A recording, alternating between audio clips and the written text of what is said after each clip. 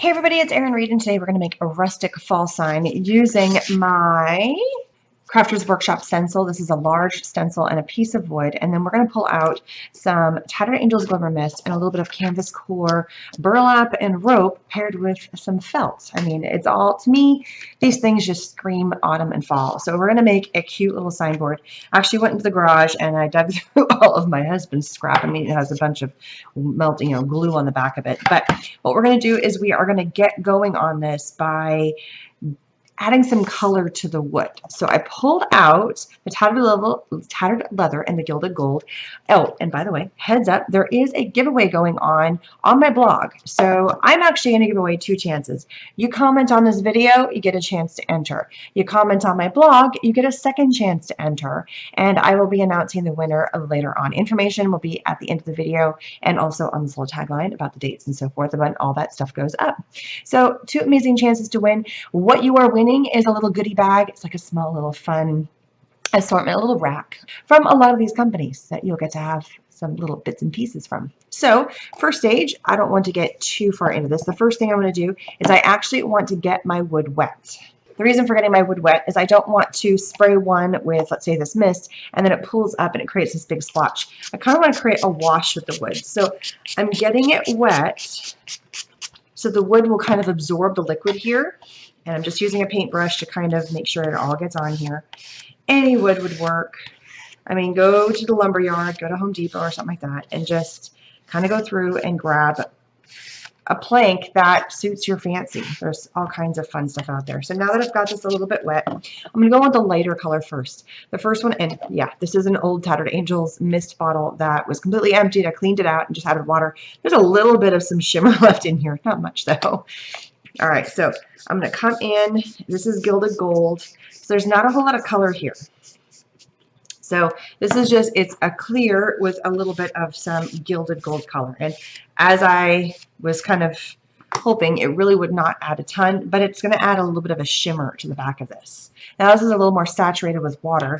I can come in and see, look, it's going to have these splotchies, but I'm going to come in and really get in here and try it. This is why I got it wet. I got to get this wet. It didn't get too, this is the splotchiness that I was telling you guys about.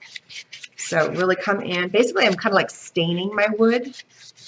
I want to get all those beautiful colors. I need more. I really want to make sure that my wood is saturated because this blended beautifully. But some, I guess I missed the top corners. I can also come in with my gilded gold, blend them. There we go. Add some more color here. And then really just, this is like the easy way of staining. There we go. Look at that.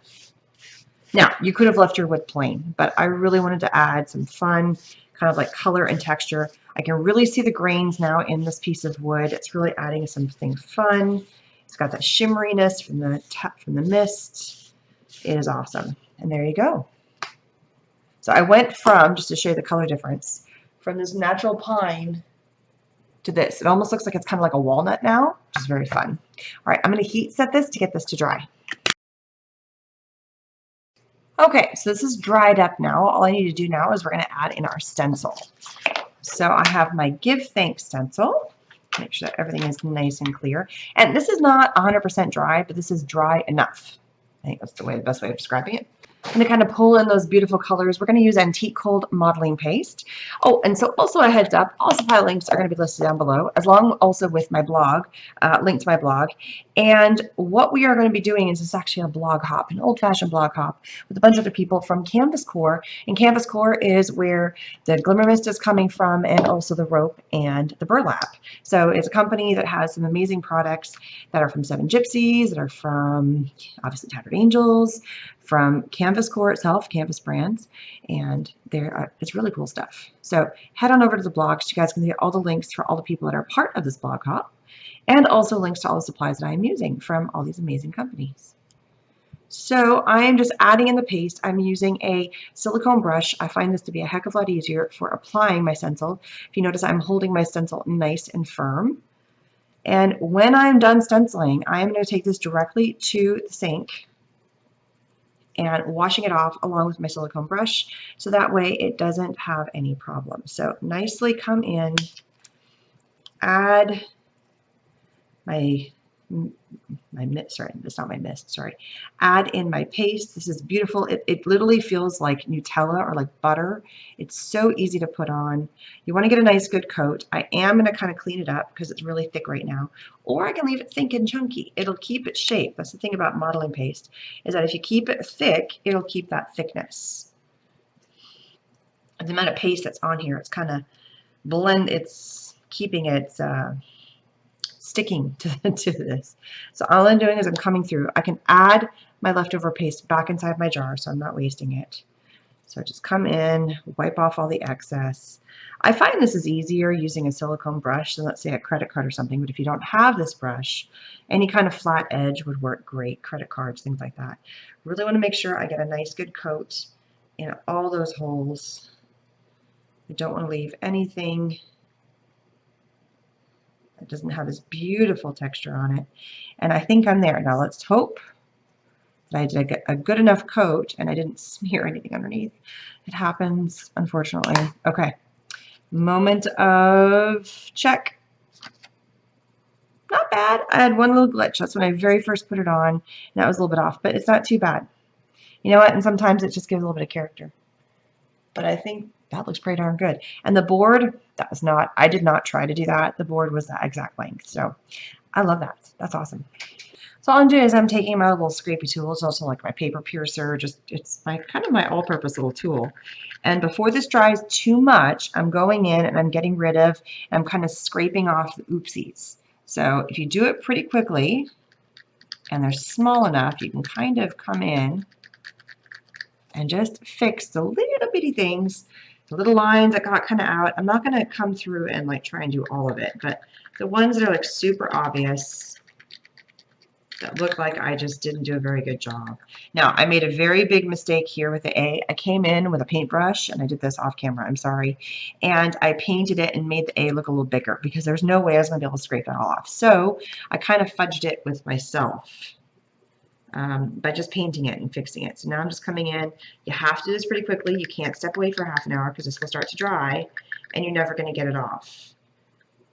This will not work, this little technique of scraping it off, if you have let it sit, let's say, on something that's white. Like if you stenciled on white, it's going to leave a stain. But because this bronzy color, this Grecian, what is it? What do I use? I use antique gold. There's a lot of different colors of this antique modeling paste, so it's great. And because the gold is so much of a similar color to the background, as I'm scraping it away, it's leaving a little bit of a residue, but it blends in with the background, so it doesn't look super noticeable. So if this was on black, you would see it. If this was on a white, you would see it.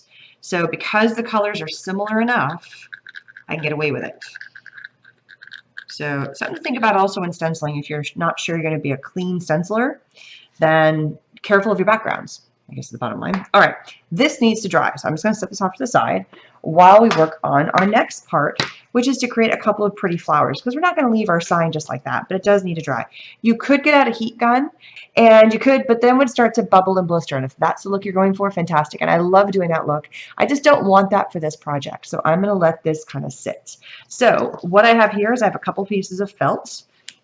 This is Kuhn & Felt. It's 100% recyclable products. It's great, holds up to all kinds of stuff. I picked out two cool colors I thought would work for fall, but also work with the sign. Orange just always screams to me fall, but I didn't want to have any big bright colors like yellow or red. I wanted to keep very neutral, which is why I brought in this beautiful gray. It's like a smoke color. I love it. And we're going to make some flowers with it. So I'm going to freehand this today. These flowers are so stinking easy. First thing you want to start off with is something that looks somewhat like a circle. It does not have to be a perfect circle here. So I'm just turning this into some sort of circular type shape, as you can see here. I'm going to do the same thing for this one. I have done a couple other videos where I show this technique. You could also draw it on the felts, so that way you're following how to do it, but you can freehand it as well. So it's really kind of whatever strikes your fancy. Check up in the link below or up above in the iCard so you can see the other videos about how to make these. I made these really cute, sweet ones that look like candy corn. They're so adorable. All right.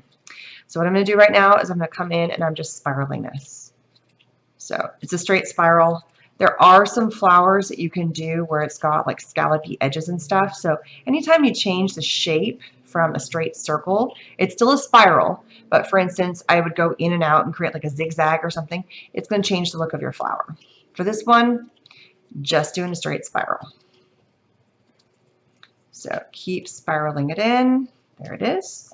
And then I always like putting them back down in that spiral shape. It makes it easier when I do the next step. Because this circle is bigger, it's going to be a bigger flower, which is awesome. So this is also going to have some jagged edges because I cut a little bit jagged. And I can always come in and kind of fix that and tweak that if I'm not liking it. All right, to make your flowers, I actually found a different trick than what I've showed in the past, which is to use a little pin.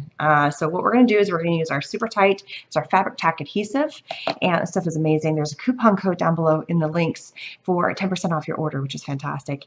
And that the glue is already inexpensive as is, free shipping over $5, which is amazing, and it has less stuff in it than a lot of the other glues, so can't beat that. All right, so what I'm going to do is I'm going to start here, and I just spiral. That's it. You just take this and start, oops, don't unwind it. Don't let it come out on you. And you just start spiraling this in on each other. So you just take it, and at first you're kind of like, this doesn't look like much of anything. And then all of a sudden you're like, oh my God, it's a flower. It's the super simplest little thing you could make. I love it with the felt, especially around this time of year. So I just keep spiraling it in. It's going to make a nice big flower. I don't want tiny flowers for this sign because it's a sign and I want it to stand out. And I love the look of burlap and twine and felt and wood together. It just looks so pretty. So take a look at that. Look at that flower already starting to take shape. I absolutely love this. Keep spiraling it around. Then here's what you do. Flip it over. Now that you've got this, you take your adhesive and you start getting it all into this, all into here. So easy. Okay, and then I'm going to put a whole bunch on here. And then this pops right onto here and it kind of seals it from the back side. And all I'm going to do is take a pin.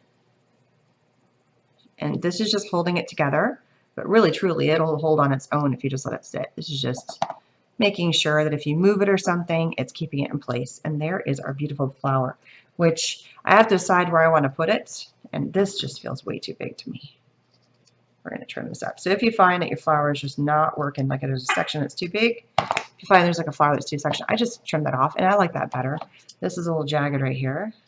Look at that. Super easy. Love that. Okay, we're going to do the same thing with this flower and then let it dry too. All right, there's my two beautiful flowers. When this video is live, I will be up at the Making Conference, which is in New York City. Well, just outside of New York. It's actually where Woodstock used to be. And it is so cool. I have two little burlap squares from Campus Core, and we're going to turn these into leaves because I just love the look of the leaves on this.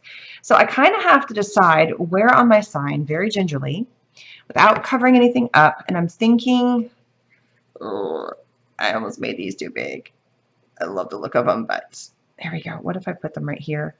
Does it matter that it's kind of covering up? Okay, you get the point, right? Give thanks. I think you get the point that it's there. Try and kind of have it off in the corner. I like that. So this is something that we're going to do at the end. I'm going to actually attach some of the rope, and I may change my mind. I don't know if I'm going to use the orange or not to create a sign holder. Sometimes, you know, perks of all things. Now that I have a sign holder, that's going to help anchor my flowers a little bit better to this. And then you get the idea. There's like a little sign holder. Sorry, my arm's all in the way. Okay, so from that, I'm still going to make my leaves because the leaves are going to come off the wood. So all I'm going to do is I have a flat back. I need 4 leaves total, 2 for each flower. And they don't need to be giant, but you know, this works easily. So any scrap of burlap you happen to have, they don't need to look perfect. That's the other thing. They can be quite different from each other. You could even fold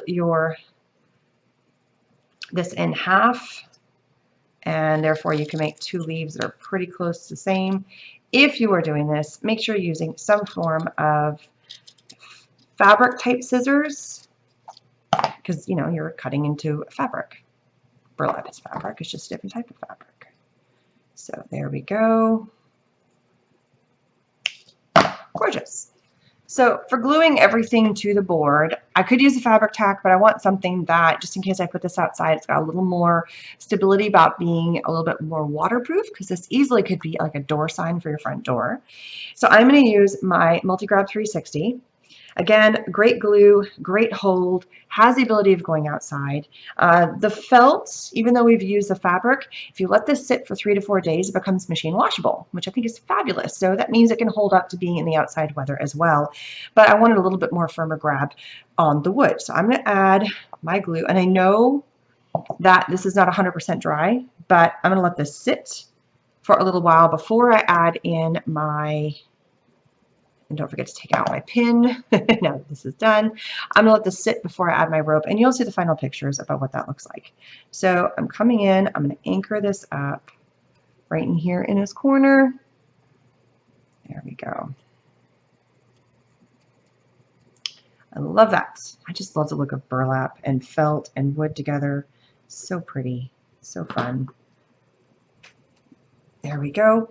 And then now I'm going to kind of turn this the corner because I want to add my little leaves in there. I'm going to add glue on both sides because I want it to glue to, don't glue it to myself, to the wood, but also to the felt. Everything's sticking to each other. Everything's like, and it's not sticking like it's not glue on it. It's just that everything's got a little bit of a, it started to rain just now. And so everybody's got a little bit of a static cling to it because the weather just changed literally like 5 minutes. All of a sudden, boom, rain. Okay, come in here and add my glue to these leaves. And we have thunder. I don't know if you guys can hear that on camera or not. I would not have filmed if I knew it was going to have crappy weather, but you know what? It's okay. So there we go.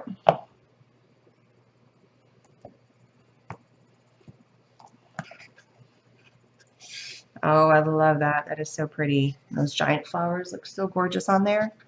So that's what it would look like with the orange. You know, from glance, I kind of like it. It gives it a different color. The only other color I'd possibly go with would be the neutral color, but I like that pop of orange. I think it's something fun. Don't forget there's a giveaway going on my blog and on this video. You have until, when this video goes live, until the 7th of October to leave a comment on here. Your comment is your entry. Super simple. And I'd love if you subscribe to my channel. That'd be fantastic. Another entry on my blog, the link is down below, is another entry. So it's 2 chances for you to win, and I will have 2 winners. So you never know. One person can get super lucky. It could happen. It's going to be a random drawing. I'm going to put all the names in a hat, pull it out, and boom, we have a winner. It's super, super simple. A winner will be announced on my video on this channel on October 10th. So make sure you come back on October 10th to see who my lucky winner is of my amazing rack, which is just a supply, fun things that I have collected over the years, teams that I've worked with in the past, fun little rack of some of my design team goodies. And again, 2 winners. Woohoo! So don't also forget, on my blog is a link to all the other amazing people who are doing projects for Canvas Core for this amazing blog hop. And check out all the other supplies. And don't forget your fun links to everything that I've used today. So thanks so much. Don't forget to enter, and I'll see you guys again soon. Bye-bye.